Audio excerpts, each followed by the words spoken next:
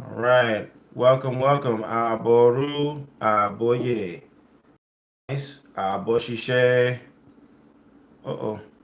Blessings, blessings to all the good people, wherever you may find yourself on this fine Monday afternoon. Ekuojo Aje. May the Orisha of wealth and prosperity be present with you and your loved ones today, tomorrow, and always. This is the School of Orisha Studies in the Orisha Lifestyle Academy, and I am your instructor, Obafemi Origunwa. Got a very rich lesson for you today. This is the final installment on lessons on leadership in crisis. And what I want to do is wrap everything up real nicely and hopefully send you off into the sunset with some very clear marching orders and a clear enough understanding of why this is a very special time for you that presents a unique opportunity for you to actualize some things that you have already known. Most of what I'm telling you is not like, it's not such new information. It's just we're organizing it in a special kind of way that you can make use of it under the circumstances, and that's my job, right? As your teacher, it's my job to kind of do like an artist does, right, or a musician. This is something that my first teacher, Babalade Olamina, he taught me. Obafemi, music is everywhere. Babalade is a musician, and he explained to me music is everywhere. That there are only a certain number of sounds, and the sounds permeate the universe. It's the musician's gift is to hear those sounds in a particular sequence and put them together in a way that conveys a message to the world. And so it is with a teacher. The ideas, the information, really, not only is it out there, it's in there. Everything that you need, you already have. You chose it in the prenatal state. So, you know, education, educare, means to educe. Educare means to bring out. And so, my job as a teacher is consistent with my job as a babalawo, which is to bring out, to enhance, to amplify, and reveal to you the magic that you already chose. So when I do my job best, I'm not telling you a whole bunch of new information. I'm just helping you to organize what you already know, what you have already known, right? So I don't presume to be extolling something like cosmically, you know what I'm saying? Wow. I'm pointing out things that are obvious to you. And hopefully, as we have this conversation, at various points, you're shaking your head and saying, "Yeah, of course, right? Actually, that makes sense. That's true. I always knew that. You know what I mean? And that's what it's all about. That's what when the best readings for me, when I cast Ifa for people, the best readings are the ones where people say, "Yep, yep." It's like strong affirmation. I knew that. I knew that. I knew that. But you just needed to be organized in certain ways. You needed to be prioritized. You need certain things to be highlighted at pivotal times, right? Timing is everything. Timing is everything. You can hear something over and over and over again, but it doesn't have significance unless it's presented in a clear way at the right time. So this whole conversation is all about that, right? It's all about presenting certain kind of information at the right time. All right. And so I want to review the prior 6 lessons in leadership in crisis, with the understanding that you should have been talking about these lessons with other people, right? Every day I said your assignment is you talk to 3 people within 24 hours. So you've been talking to people, right? One or two, 3 people. You've been talking to 3 people about each one of these lessons every day, right? So as we go through these, you should be saying, "Yeah, I remember a conversation I had with this person, or what it was like to talk about this with that person." If you haven't, then pick it up, right? This is your chance. So, lesson number one is reality check. Lesson number one is the reality check. You will know you have conducted the reality check properly when you can look back on this crisis and you can say, this is what you have done to participate in co-creating this reality. This is not about blaming people. This is not about conspiracy theories. It's not about beating yourself up. It's just about recognizing that you have made a series of decisions that positioned you in a certain way so that when this whole thing jumped off, this crisis took place, you found yourself in a specific position. Why? How did that happen? That's how you know that you've done the reality check very well. Lesson number two is delegate. Delegation is not telling people what to do. Delegation is not, shirking your responsibilities. Delegation is not pushing stuff off your plate onto other people's plate. Delegation is simply letting people help you. There are people close to you, people around you who will be more than happy to get in the mix with you and help you carry on, right? Let them be part of your relief and your comfort. Let them help you, okay? This is because we have that tendency during crisis to do like the tortoise, right? We get into our shell and we just want to protect ourselves. And that's not what's going to let you to optimize this opportunity that the crisis presents. Lesson number three is get down to the root of the problem. Get all the way down to the root. Matter of fact, not just to the root, but get your hand down to the base of the root, right? All the way down to the bottom of it. And that you'll know you've been successful at that process when you have first-hand information. You kill gossip. You don't do no gossip. You don't do third-hand, fourth-hand information. You don't do any of that. During a crisis, forget that. A time like this, you need to go straight to the source. You need to talk to the people who know, the people who were there, the people who did this and did that. That's who you talk to. Go straight to it. Okay? Lesson number four is take the long view. Think about the long vision. Okay? Once this thing is all said and done, like what's going to happen? You're going to know that you have been successful with the long view thinking in a couple of ways. One is you're going to be free from event thinking, right? We tend towards event thinking. 9/11 was an event. No, it wasn't. The stock market crash in 2008, that was an event. No, it wasn't. The housing crash, that was an event. No, it wasn't.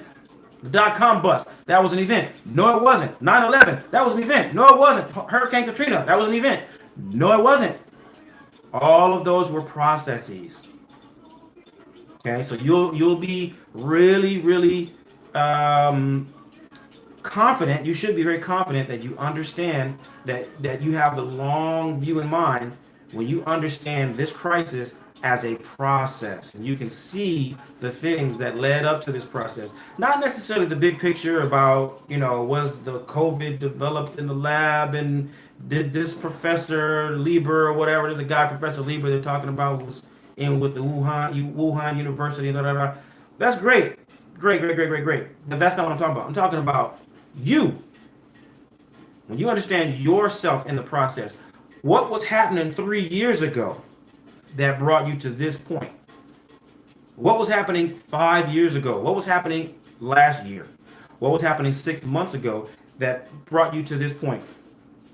And that's going to help you to be able to now project into the future. It's using your memory.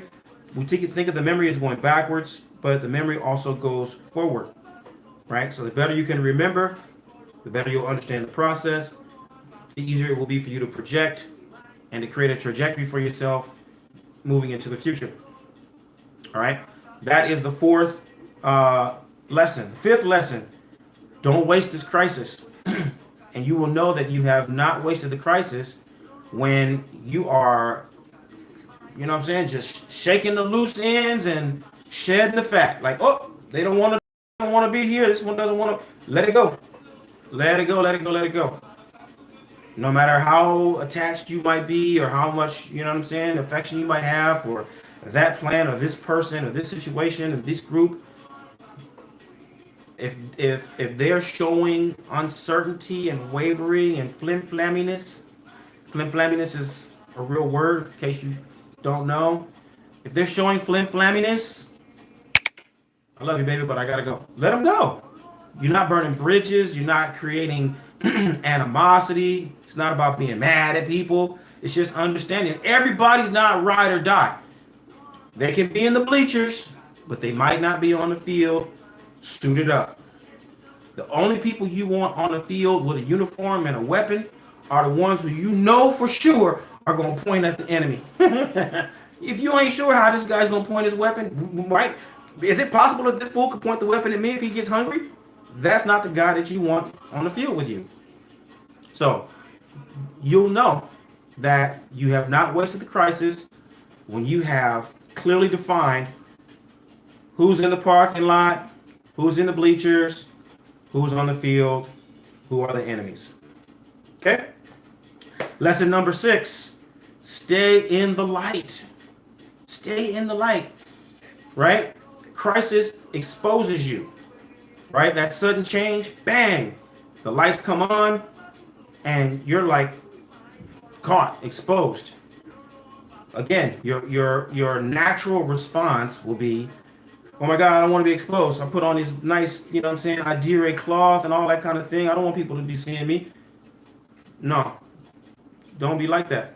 Stay in the light, which means be transparent. Use the light to illuminate the dark places. Look, you know what I'm saying? Look around all of the places that are, you know, under the table and, you know, behind this cabinet. Be transparent. Be transparent. Let people know what's really going on, right? Be sincere and be authentic about who you are and where you're coming from and what you're trying to accomplish, right? This is a time for you to really show and demonstrate your values and your principles and what you really believe in. This is the time for you to just stand. You don't have to be a hero and be going out and doing crazy stuff. But if you say you believe in Ifa, this is the time that you show you believe in Ifa. If you have, you know, you believe in your ability to read or write or build or paint or draw or do, you know, build whatever, computations, whatever it is that you believe you have in yourself, this is the time for you to show that. The only way for you to prove what you got is to test it. So this is a great opportunity. Show what you really believe right now.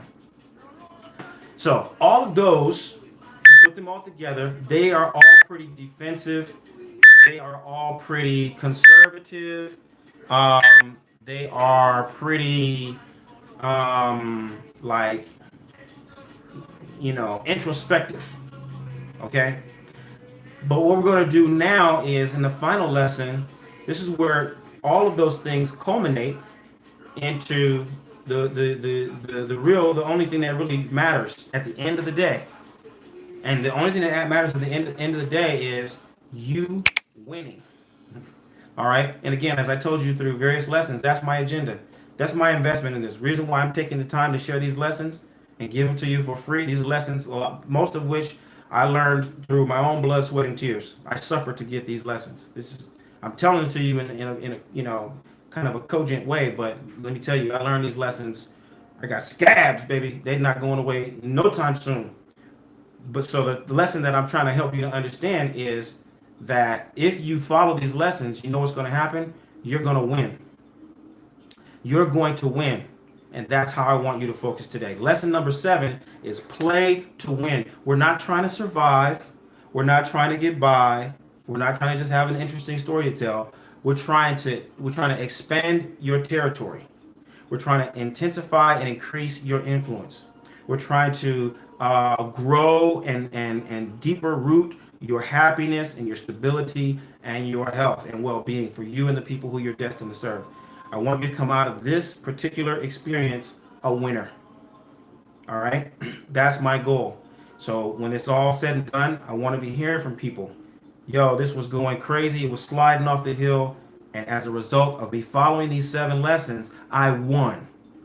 I expanded. I grew. My position improved as a result of following these 7 simple lessons.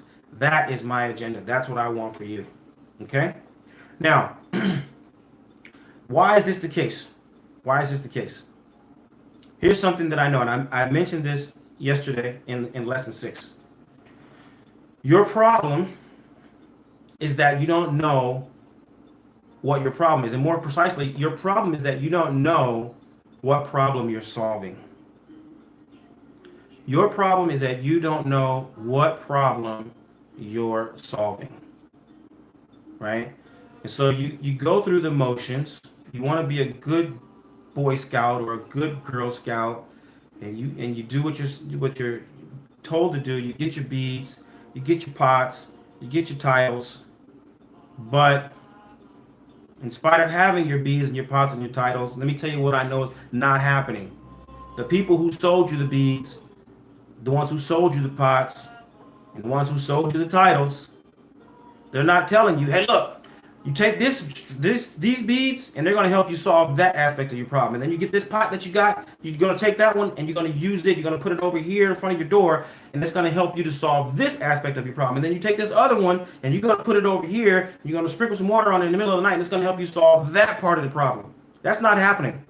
Now, I could be wrong. And if I am, I stand corrected. I'd be more than happy to know. But I'm willing to bet. I'm willing to bet nobody, none of your pots, none of your beads, is whispering in your ear, this is what you need to do to solve your problem. I'm willing to bet none of the people who sold you your beads or your pots or your titles is calling you or sending you any kind of message to say, this is what you need to do with what I gave you to solve your problem or to help you solve another problem. I'm almost 135% certain you are not getting that message right now. Like I said, if I'm wrong, I stand corrected. I'd like to know. But I am very, very, very, very confident that you don't know at all what problem you're solving. And none of the beads or pots or titles are helping you to define what problem you're actually solving. Okay? Now, that matters because let me tell you what happens. These are the calls that I always get, but I'm getting them more. You know what I mean? As we navigate through this situation, here's what happens. You call, you come for a reading. You sit down for a reading, and you're concerned with the stuff that's right in front of you. You're concerned about your cheating spouse. Is your spouse cheating? Are you going to lose your job? Who is your Orisha? Right? Those are the things that you want to know. And it makes sense because those are urgent. They're right in front of you, and they matter to you for some reason. I don't want to minimize that. But when you tell me that, my response is going to be, and then what?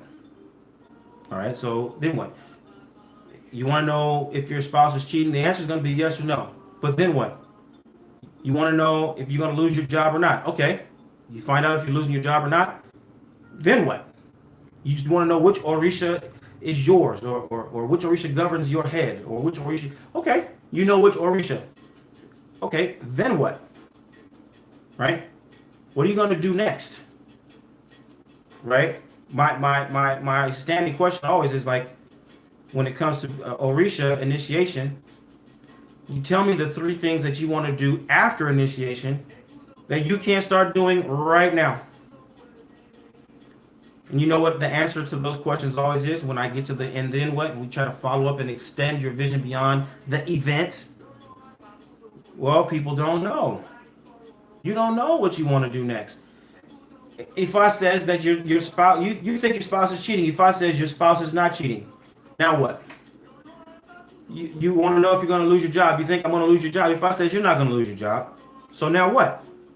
You believe I'm a son of Shango. If I says you're not a Shango, son of Shango, in fact, your mother is your Orisha. You should worship your mother as your highest Orisha. Now what? Right? So it's all relative. It's all relative. And, you guys might know the great song by the Last Poets, Related to What? Related to what? Related to what? What's that you say? That'll be your assignment right now. Go look up related to what? The Last Poets. Post that on your timeline and hashtag Orisha Lifestyle. Related to what? Right? Related to what? Because everything is relative to what you're trying to accomplish. You don't have a vision in mind. You don't have a goal in mind. You don't have a destination in mind. The beads, the pots, the titles, whether or not your spouse is cheating or having a job or not having a job, it doesn't really have meaning. It doesn't have value until you determine what you're trying to accomplish, right? You can't make a strategy if you don't have some kind of an end in mind. All right. So this leads me to one of my favorite mantras, which is divination is not planning. Divination is not planning. Divination is not planning. Divination can give you some understanding of how to, the quality of your plan. But divination is not planning, ladies and gentlemen, right?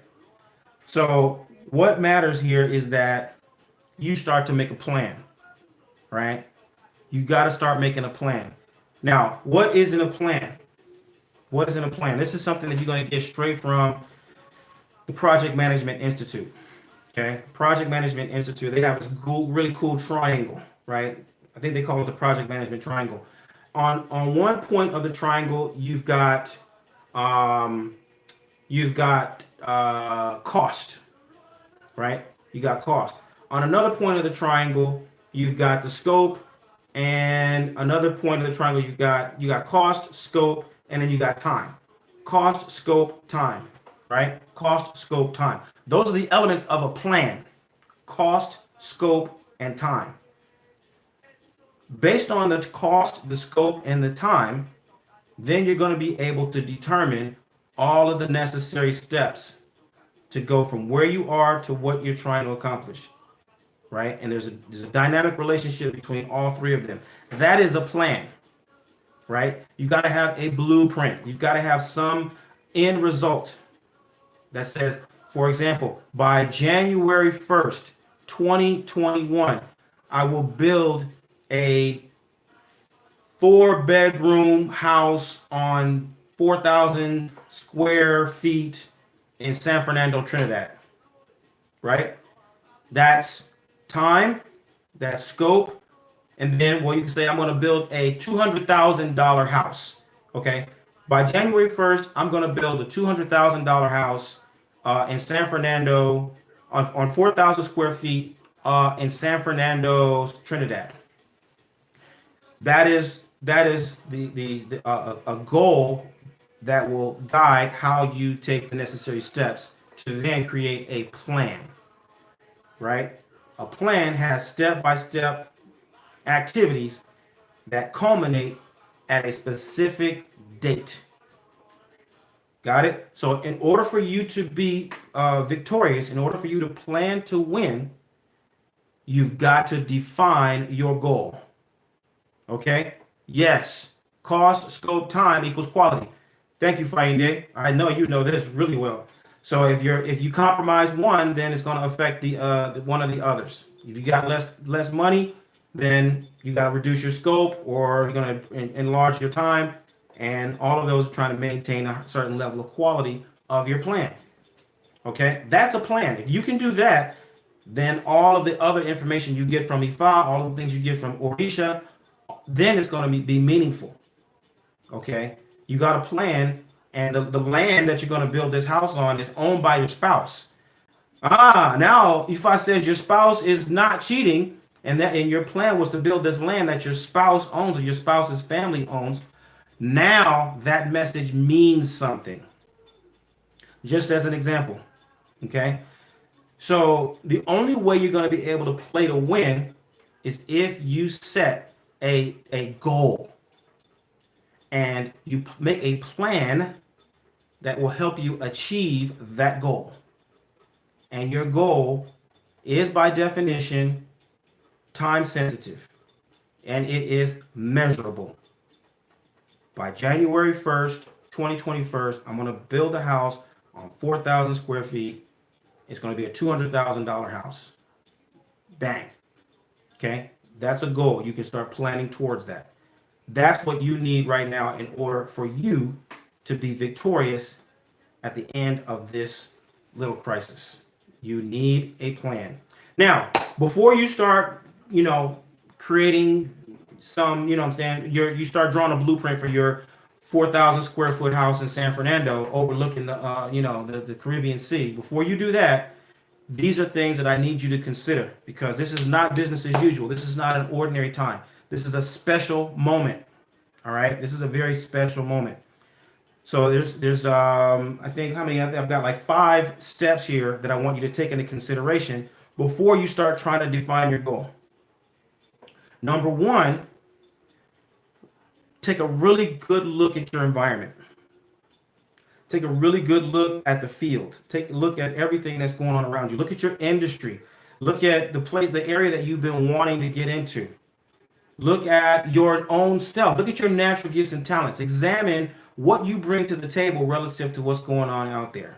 What really just assess, okay, what's going on in your environment right now? Okay. Number 2, how can you redefine that? What really special, unique opportunities do you have to redefine that field, or to redefine your environment, or to redefine your own natural gifts and talents? Right? Because everything is in flux a little bit. There's this whole uncertainty. There's certain things that are frozen. Everybody is waiting.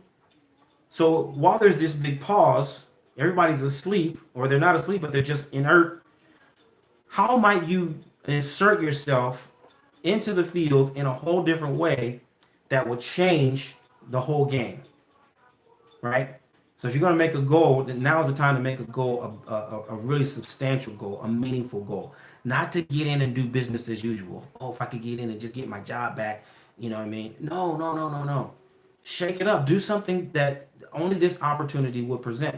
It's almost like being first in the field right now. All right. So look at your environment and think about how might you make a really special and unique contribution to the environment right now. What problem can you solve right now based on your natural gifts and talents, based on your unique experiences, based on your unique network of contacts? How might you put things into motion right now to solve a problem in a way that it hasn't been solved before, or that in a way that other people cannot solve? Right? You're uniquely positioned to do something totally different. Number 3, and this might be the most important of all, invest. Right? When people are looking at the market right now, and I alluded to this in another lesson, I use the analogy of property in the hood. You go through the hood in Houston, Atlanta, LA, Oakland, Detroit, everywhere. There's always this property in the hood that's like, it's so cheap because and it's abandoned. There's these buildings that nobody has ever used. Commercial, you know what I'm saying? Commercial, empty lots, sometimes houses. No one has occupied these for 5, 10, 15 years, right? And the property value is low, and it's a blighted area. And they'll tell you that's when you buy. The stocks and certain things right now, they're plummeting. Maybe airlines are plummeting. Maybe land is plummeting. Maybe all the hospitality industry is plummeting. Maybe other things are on the rise, right? I was talking to someone about like teleconferencing software, Zoom, that kind of stuff. Their stock is rising because people still have to meet, but they can't get together. So they're using stuff like Zoom more than ever. Maybe you want to get in on that because it's rising, right? But that's stuff that's outside of you. What I'm talking about is you. The best investment that you can make right now is in yourself. Invest heavily in yourself. Bank heavy on you, your natural gifts and talents. What do you have? What are you bringing to the table? How can you invest most heavily in yourself? And of course, my mantra of all mantras: get trained before you get initiated. Maybe you're thinking about being, a contributor within the spectrum of Orisha lifestyle.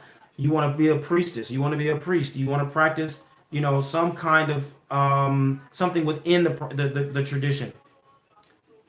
You can't go and be initiated right now. You might not be able to be initiated for a year, right? It might be it might be illegal for you to get 20 people together at a certain place and do rituals and ceremonies. Imagine that. And it might be against the law for a year. That doesn't mean you can't develop yourself. It doesn't mean you can't prepare yourself. As a matter of fact, it's exactly what you should do. Because why? Nobody else is going to do it. Your competitors and your contemporaries refuse to develop themselves. They're just waiting for something magical to happen. The magic is that this moment has been created for you to focus on self-development. Invest heavily in yourself right now, right? Because when it all opens up, you can come out strong as a bull, loaded with flavor, shined up, polished, and ready to rock. Or you can be exactly where you were at the beginning of the quarantine. Your knowledge base, your skill set, your understanding, you could be exactly where you were at the beginning. What a waste that will be, though. Invest in yourself heavily, heavily, heavily.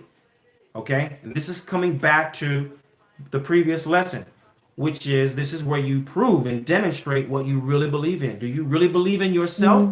That's what you should invest in. If you really believe in something else, then you're going to invest in something else, but that's going to be a demonstration of where your true values are. No matter what you have, you are the one that's going to make use of it. No matter what resources you have, no matter what materials you acquire, at the end of the day, you are the one that's going to make that work. This is why we say that Ori Lababo. Ori is the one that's worthy of praise, not Orisha. Orisha is not superior to Ori. Medicine is not superior to Ori. Witchcraft is not superior to Ori. Invest in yourself. Cultivate yourself. That's your greatest investment right now. Invest heavily in you with the long plan in mind. When you come out of this, you've got to be better. You've got to be sharper. You've got to be more flexible. You've got to be better prepared to do something that will help solve a problem. All right? Key. Very, very important.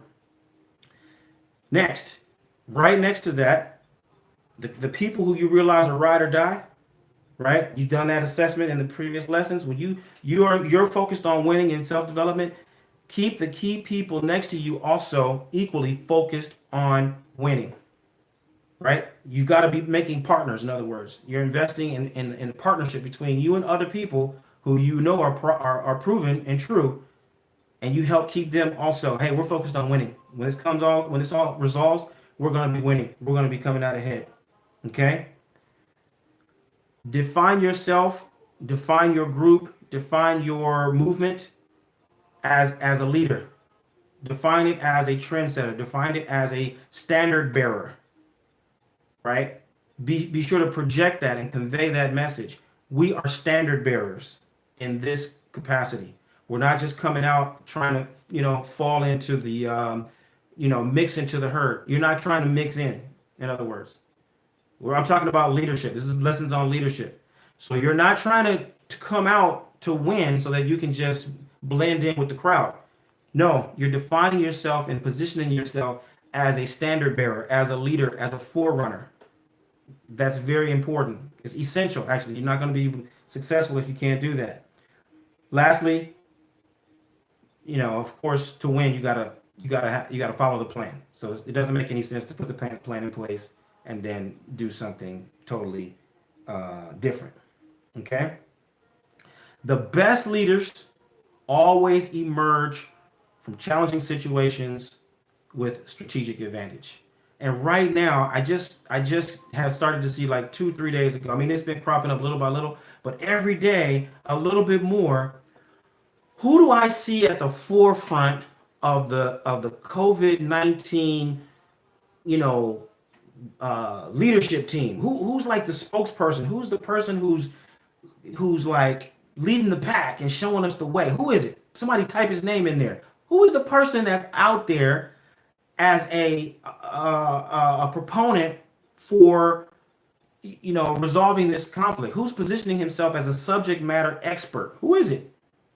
Who is it? Is it a scientist? Is it a doctor? Who is it? Bill Gates. Bill Gates.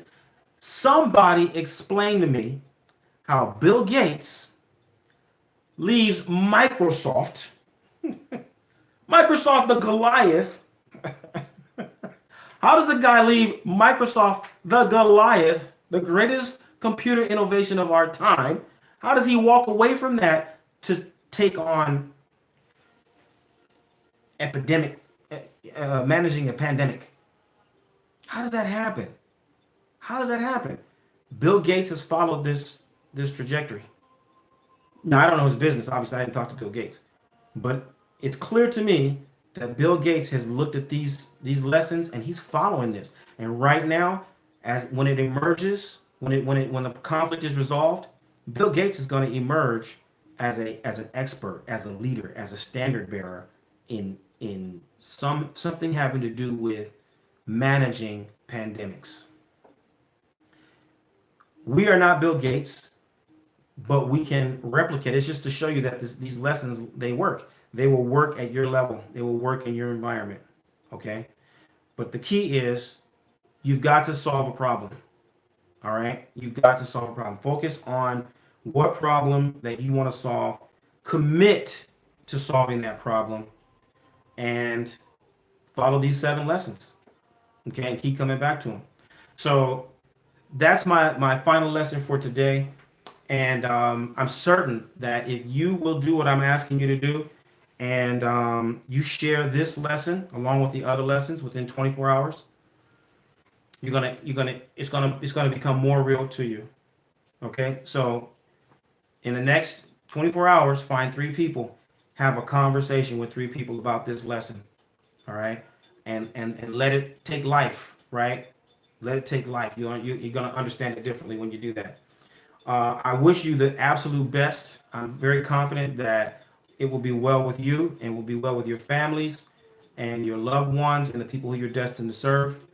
And I want to again reassure you that your chances of making it not only survivable, but by making it, a superb opportunity for you are going to be enhanced directly according to your ability to follow these 7 lessons. I dare you. As a matter of fact, I dare you, I challenge every single one of you who are listening to adhere to these 7 lessons. Follow them to the letter, okay? Even if you just start as simply as going through the lessons and sharing them with 3 people every day.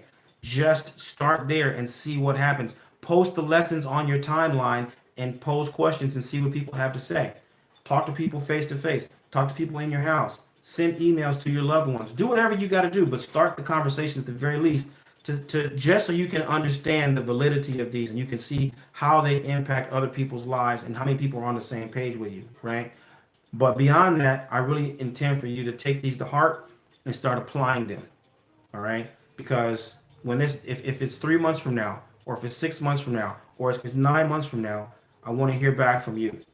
These 7 lessons changed the game for me. I came out of this situation in a better situation than I went into it, and my life is better than it has ever been.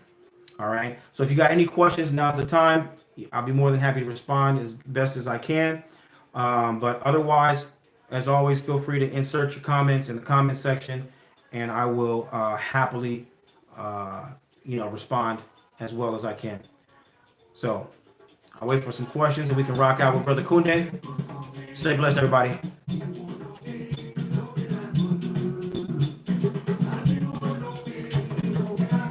Odabo.